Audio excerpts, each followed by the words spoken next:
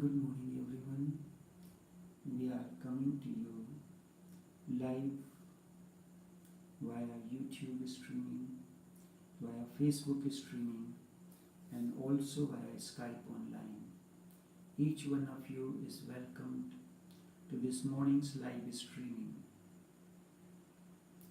We continue with the celebration of birth celebration of Lalaji, Naqshbandi Sheikh Sufi Ramchandra. Master is born out of his own free will. This is the process of evolution.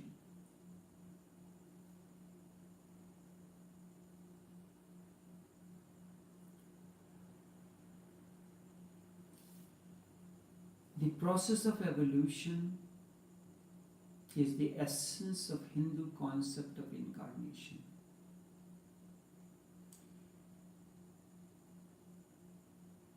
Your search for the Master is because you have been connected to the Master in the past.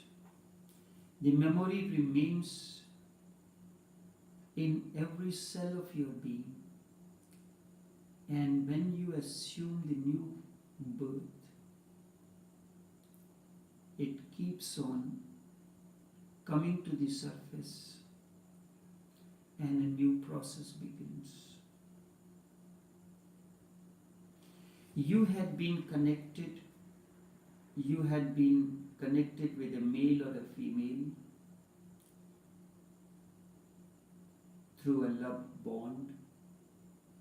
The memory of that remains in your being, and when one life ends, the same process continues to surface, and you are searching for another, for the continuation of that journey. In this, I will explain to you the connection between various emotions and psychocenters and the process of reincarnation, process of incarnation according to the Hindu way. Because there is no other way that has explained it in a more detailed manner. The Western religion, the Judaism, the Islam and Christianity speaks of one life. Hinduism, the Eastern religion, Hinduism, Buddhism, Jainism speak of several lives. Scientifically, this represents a process and explains how growth takes place at various levels. Indeed, it is the way human consciousness evolves from gross to the subtle levels and travels through various chakras or situations according to Hindus and Sufis. Sufis speak of various nafs, the centers.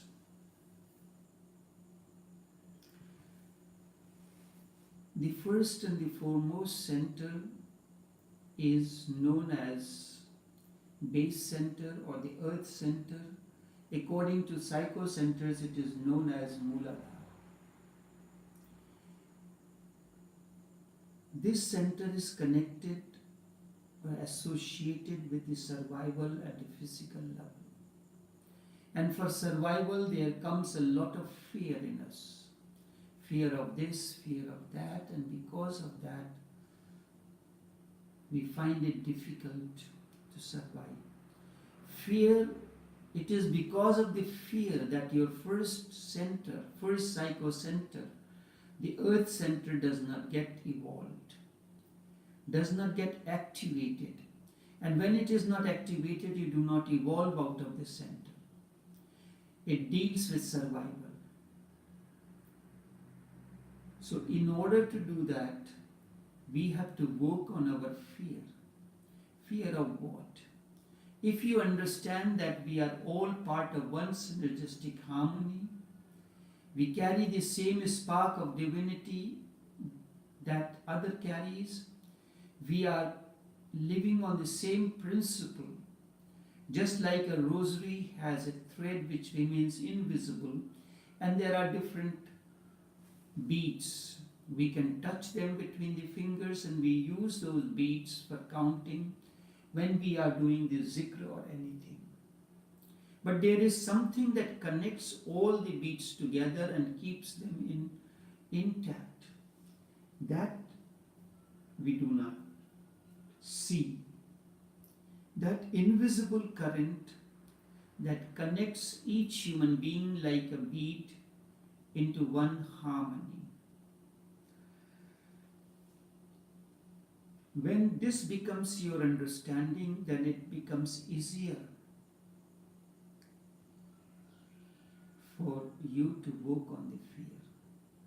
The second center, which is the water center, or its location is at the genitals. The first center is the base center, that is the Mooladhara, or just where the spine ends in the subtle body. These are not the centers to be found in the physical body. Where the spine ends, coccyx, right there is the location in the third body. Because of the guilt, the second center, which is the water center, does not get activated, and it deals with pleasure. The second center is known as the sex center, and it is connected with the pleasures. So you have to look into that there has to be no guilt, and when there is no guilt, then and only then this center gets fully developed. The third center, which is the solar plexus, it is a center of life. You are connected through the center to through the umbilical cord to the mother's womb. And when the process of evolution takes place, you are once again connected to the cosmic womb. Shame remains the sentiment, and that because of shame, this center does not get activated. The fourth center is your heart center, and the grief, everyone has grief in him or her, and because of the grief, this fourth center does not get activated. And this center deals with love, and in the absence of love there is grief. Your lies avoid the activation of the fifth center, which is throat center, center of expression, that deals with truth. Then the illusions that we live in, that is connected with the third eye center, and it is because of the illusion that the third eye center does not get activated. And the last center, which is 1000 petal center, it does not get activated because of ego.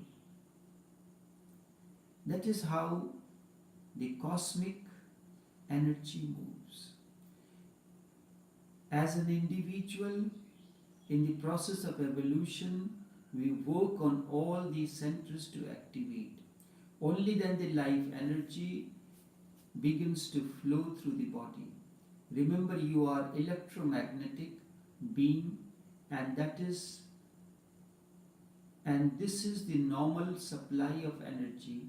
You need to experience this density without any physical issue.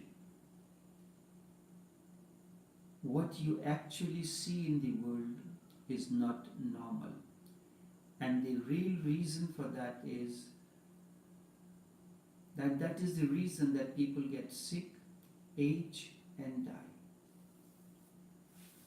This has been this is what has been explained in the ancient texts, that religion have transformed to let you believe that you are a mortal being, not an immortal being. Because of this, it becomes very difficult to cut out the identifications with the body. With constant conditionings, you forget that you are not the body, you are not the mind, instead, you are consciousness. You are eternal, unborn, unmanifest, beyond body and mind.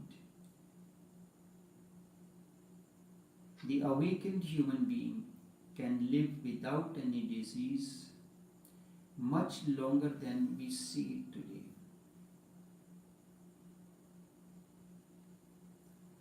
Do not believe that you are. We had been taught because of the Western religion, specifically Christianity, that we are born in sin and you should live to pay the bills, marry and work and die. This is the matrix that was created by those who do not want you to attain to awakening in order to avoid the connection with the higher self. And that is, connection with the higher self is the direct link to the source, an infinite supplier of the cosmic energy. When you are connected to that cosmic source, you are free. And that is the only time when you attain to freedom. And without the freedom, you cannot assume, cannot choose the parents on your own, and when you are re-entering into the human life. Krishna in Bhagavad Gita says that it is through my Yog Maya I born from age to age. Such is the statement. A mystic or the master is born out of his own free will. He chooses his parents, environment, place, and time of the birth. He needs an extraordinary womb to enter. Normally, when an individual, every day, people die and they are reborn. Vast majority of the people, the moment they die, they assume birth within 3 to 4 days time, because thousands of people are making love and it is very easy to get an ordinary womb.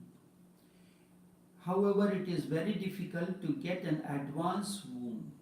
Like for instance, the soul of Lalaji, the soul of Lao Tse, the soul of Buddha, the soul of masters like these, they cannot find an ordinary, they cannot enter an ordinary womb.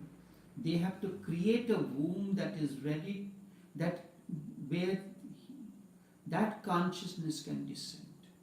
And it is very difficult. Once in a while, once in hundreds of years, a womb is available when an awakened one can assume the form. So he chooses his birth, chooses his parents, time and space. So using, the Hindus speak of 10 incarnation and importance of how the process of evolution takes place. I will explain that. Using the symbol of 10 main incarnations as symbols, one can see the gradual evolution of the soul in its journey to ultimate fruition. The first incarnation or the stage of evolution is the fish, that it lives solely in water. It cannot live out of water.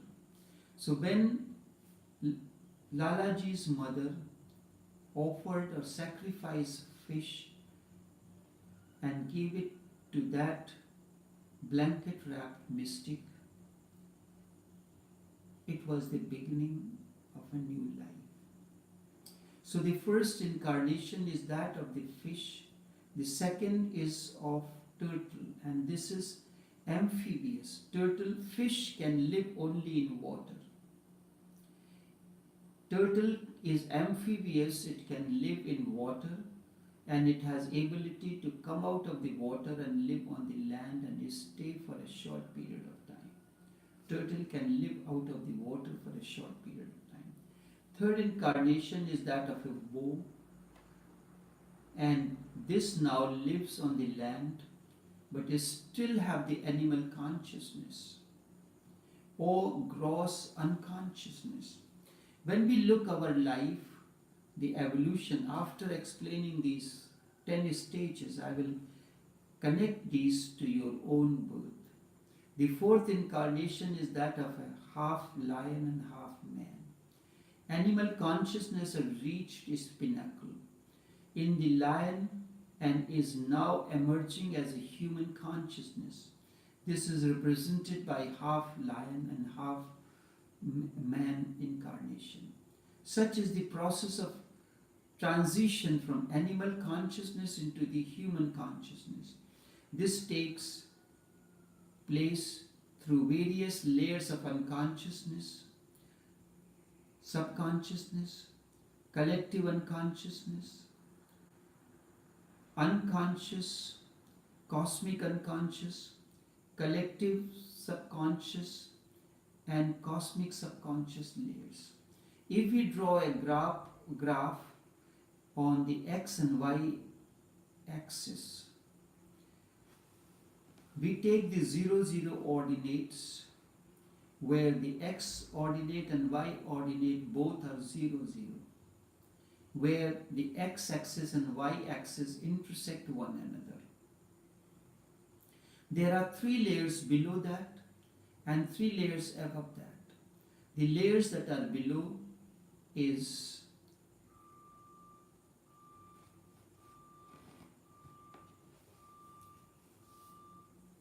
unconscious, collective unconscious,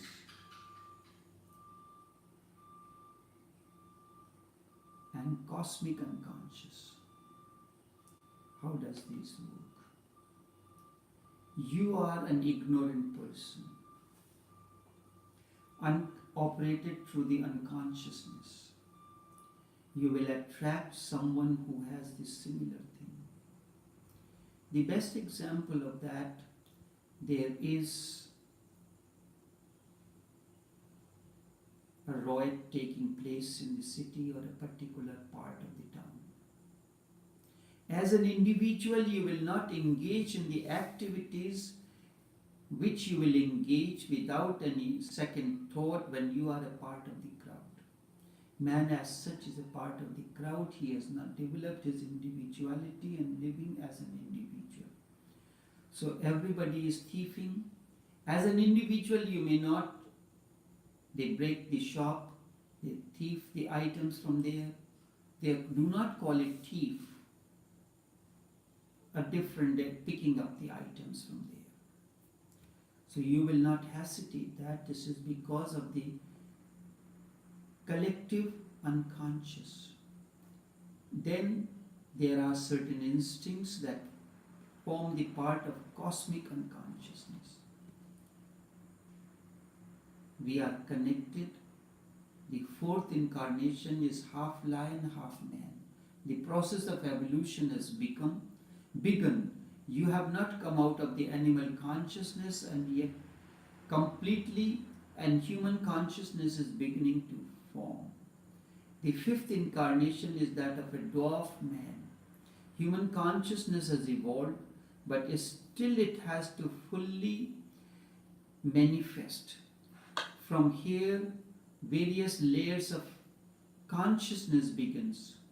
Consciousness, collective consciousness, cosmic consciousness, and super consciousness or Buddha consciousness begins to take place.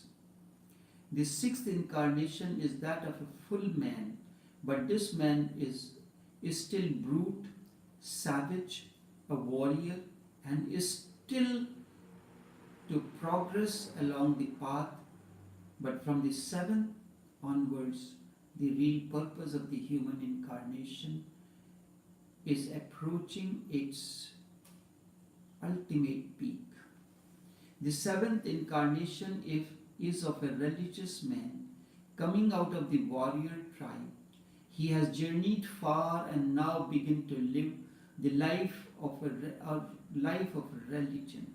He has been considered to be the fulfillment of humanity by many, but journey has not yet been over.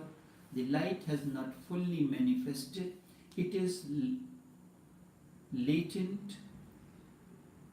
It is hidden. The eighth incarnation is that of love. Its multifarious aspects.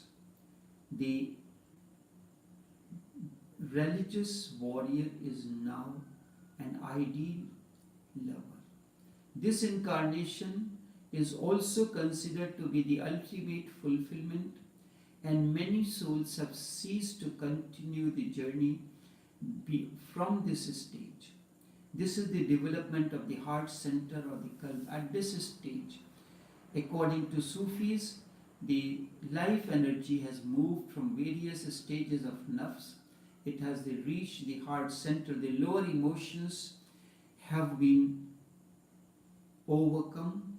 The heart center is evolved, or this stage is known as qalb zakiruna. The ninth incarnation is that of an awakened intelligence, manifested through Buddha incarnation. This is the highest, but is still the penultimate state. As far as the concept of avatar or incarnation is concerned, the goal has been reached. The scripture speaks of 10 incarnation, and the last one is yet to incarnate, and everyone is waiting for that. This last incarnation is not a physical being to be born like any other incarnation that has taken place. It is the birth of the highest consciousness within you.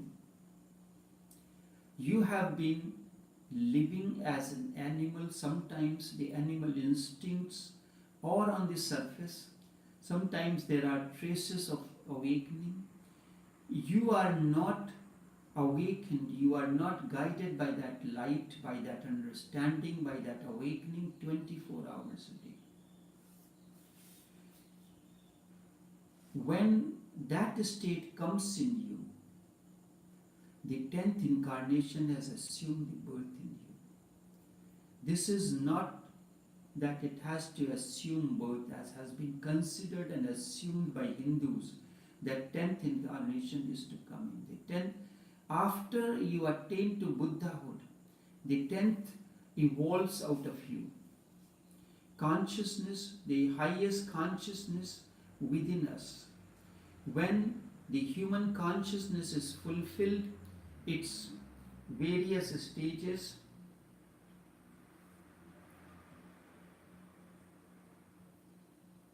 love,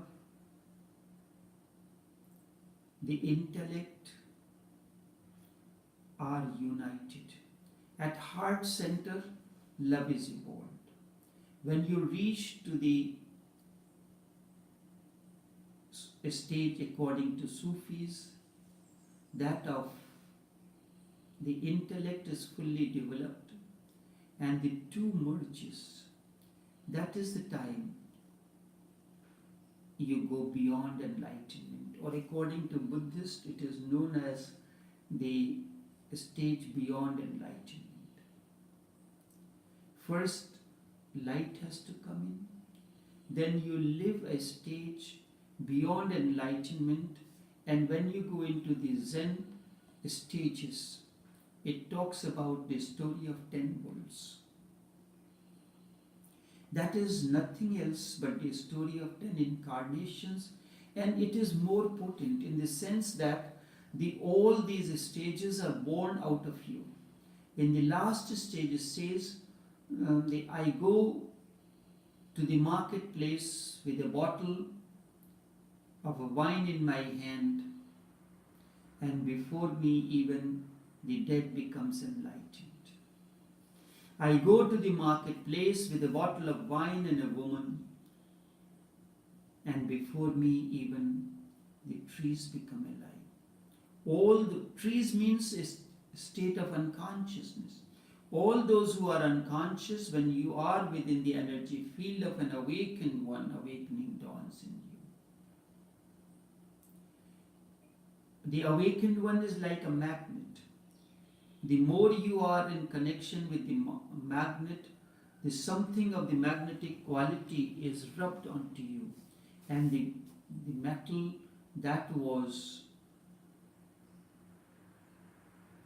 that begins to have the qualities of the magnet.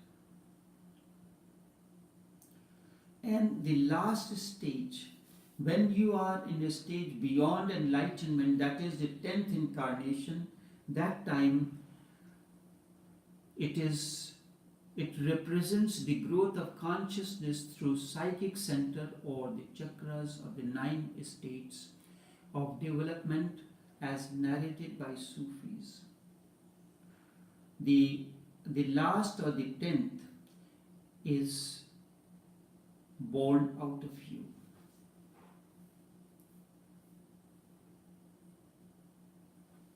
The last stage is born out of you. That is known as the 10th incarnation, the life beyond enlightenment.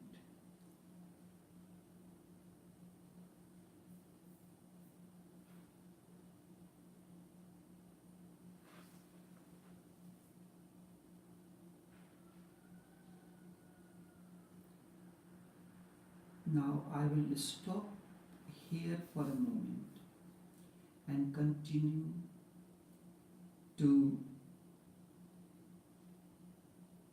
the how does a master chooses his.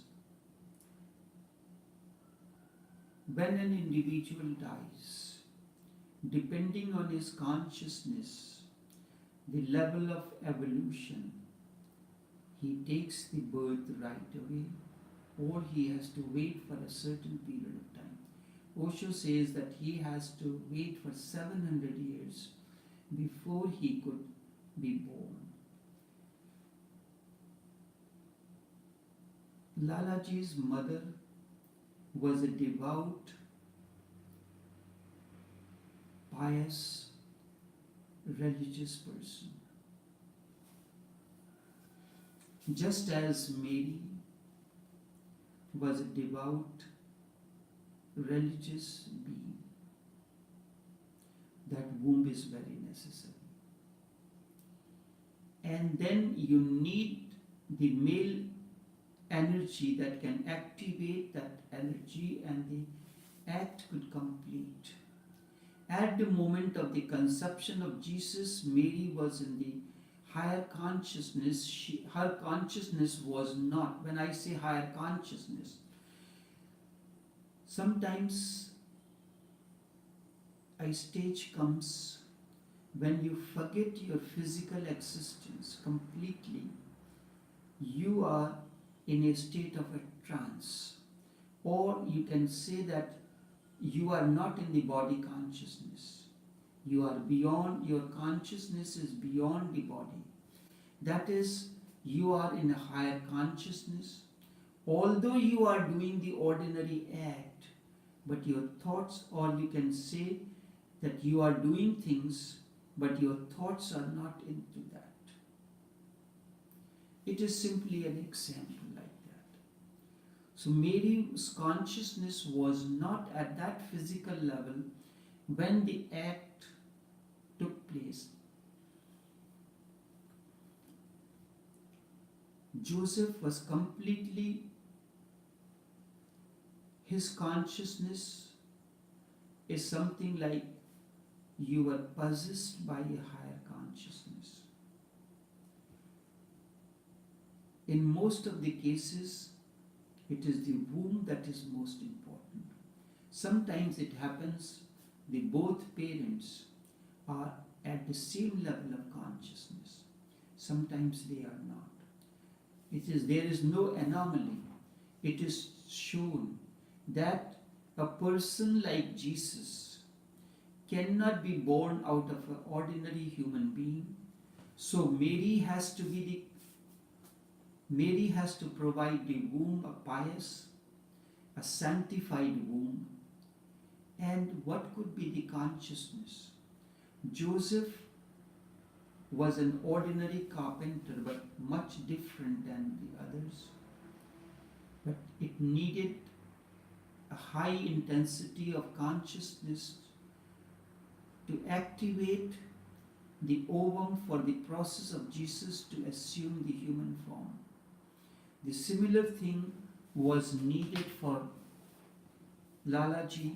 So that blanket wrapped mystic, the mysterious mystic, he was needed at that time to overcome the consciousness of Chaudhry Harbakhsh Rai, the physical father of Lalaji. The body was his, but the consciousness was not that of Chaudhry Harbakhsh Rai. The body was of Joseph, but the consciousness at that moment when conception took place was not that of Joseph, but that of Holy Ghost. That blanket wrapped mystic was mysteriously or mystically was the father of Lalaji. Physically it was Chaudhry Harbakhsh Rai. Physically Joseph was the father of Jesus, but in order to show the difference, there is a concept that Jesus is the Son of God or the Holy Ghost. That consciousness manifested, because when an individual attains to the state of beyond body, this comes very clearly in the life of the 24th saint, sage, mystic, master of the Naqshbandi order.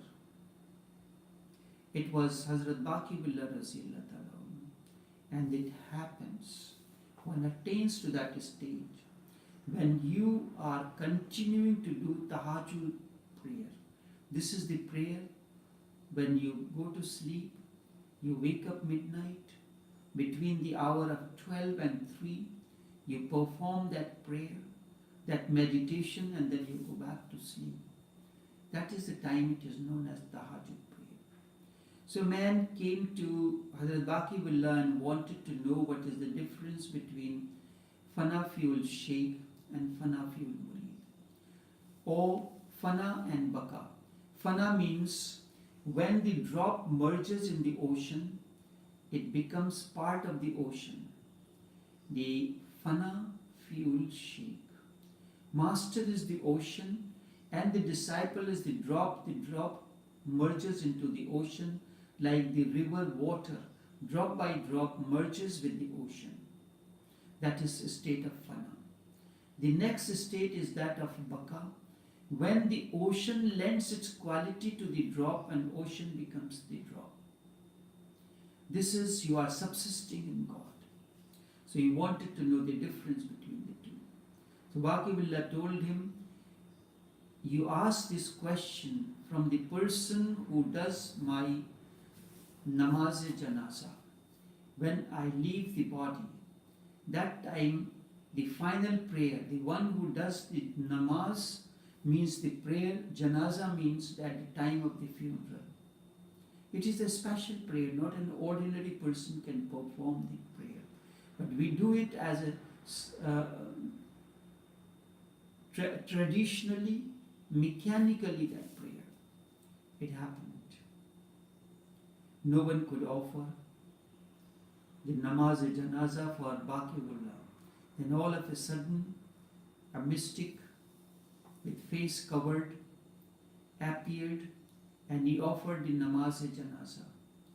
And having said the prayer, he was ready to move. Ready to move. Galloping his steps. So this person whom Baqi told that the person who offers my namaz-e-janaza, you ask him the difference between fana and baqa. So he remembered the words of the Master. It is grace of the Master that made him remember that words which have been spoken to him for maybe decades ago. So as this mystic moved, disappeared from the eyes of the crowd, this man held on to his hand and asked him. He said, my master, Hazrat Baqi had told me to ask the meaning of fana and baqa from the person who offers his namaz-e-janaza. You now explain to me what is the meaning of difference between fana and baqa. This mystic removed the veil from his forehead, and it was nobody else but Hazrat Baqi-ullah Raziyallahu Ta'ala. How can that be possible? He died, and the funeral is being performed by him as well. It is that the consciousness of the Master, when he attains to the state that of the 10th incarnation, although he is in the body, but his consciousness is not of the body, he is living a state of beyond enlightenment, which is the 10th incarnation according to Hindus, that Kalki is yet to be born. Kalki is not to be born in a physical form, but instead it is to be born out of you, the state of beyond enlightenment. He said, the one who offered the namaz-e-janaza, whom you heard offering the namaz-e-janaza, that was fana. That was the drop that has merged in the ocean long, long ago. And what you are seeing in front of you is baqa. The ocean has become the drop. This is the state beyond enlightenment. A person who has attained to the state of beyond enlightenment, he can manifest in any form. There is an incident that comes in the life of Shirdi Baba. There was a person, Shirdi Baba Sai used to live in the mosque. So he had a devotee who was living almost like 2 to 3 miles away from the mosque. He was living by himself alone. Every morning, he will get up and he will start preparing the meals. And by 1 o'clock or something like that, he will finish preparing the meals. Then he will rush to the mosque and feed Sai. But when sometimes he reached there and he realized that the master is busy with the devotees, so he will have to wait until the master is alone, then he will feed him and come back home, and then he will have his meals, and that too before sunset. After sunset he will not have the meals. So many times it used to happen, by the time he returned home, the sun has already set and he has to remain go to sleep on an empty stomach. So one day Shirdi Sai said that you do not need to come tomorrow, I will come. So this devotee was very happy, today the master is coming to my place, and so he cleaned the place, prepared the meals. Now he is waiting for the master. It was the summer day of this summer. There was intense heat, a scorching heat. He waited for the master. Nobody came, but a dog came, and dogs came and sat at the doorstep of the man. Now this person is waiting for his master to come, and according to him the dog has defiled, dirty the place. So he tried to chase the dog, and the dog would not move from there. The dog insisted to stay there, and waiting for some food to be given. But this man ignorantly could not see the absolute consciousness manifesting through the dog. He is considering the physical form of Shirdi Baba as the only form. The fana, not the baka. So 3 o'clock, clock struck. He rushed to the temple and he complained to Baba, I was waiting for you and you did not come. He said, I came. But in that moment, there was only possibility that I saw the dog was available to I manifest my consciousness on through the dog and reached to your doorstep. But you not only chased me, but you hit me also with a stick. And that was true. So he said, do not, just give me one more chance. I will recognize you tomorrow.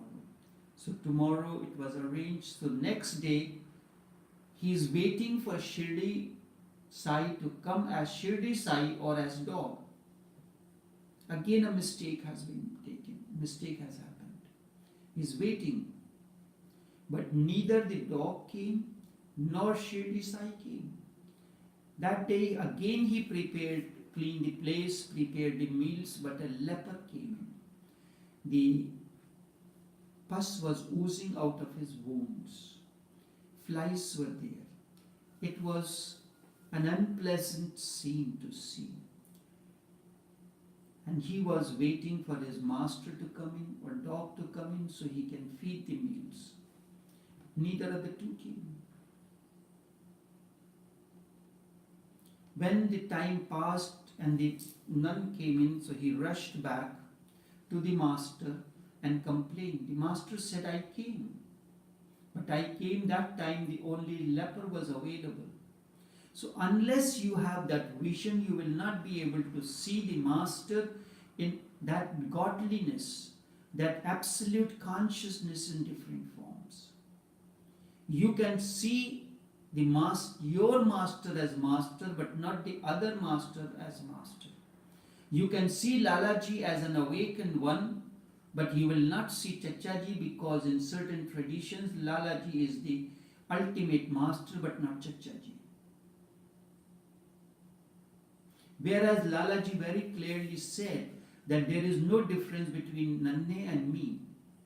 They are two bodies with one soul. And that is true. We are all different bodies with one soul. The rosary have different beads but one thread that connects all. And that thread is godliness. So this person, when he asked that mysterious mystic who appeared at the final prayer of Baqiyullah, he said the one who offered the prayer was Pana, and the one that you are seeing is Baka. So when Jesus was born or entered the womb of Mary, it was the body of Joseph, but the consciousness that was of a Holy Ghost. When Lalaji was entered the womb, it was the womb of his mother, the pious Hindu lady. The body was of her husband, Chaudhry Harbaksh Rai, but the consciousness was that of mysterious mystic who appeared at the doorstep, was never seen before and never to be seen afterwards. This is how a master chooses the birth, because it is a master, it has assumed the form. He is now, just as when you are traveling to a different city or a country or anything, you make the arrangement with your acquaintances at that place, or you call the travel agent, you look at the hotels and the facilities where you can stay. The same way, something like that. This is an analogy that can help you to understand how does a master assumes the human form.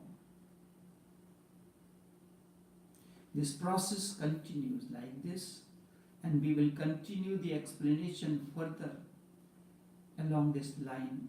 So until then, take care and do have a pleasant day.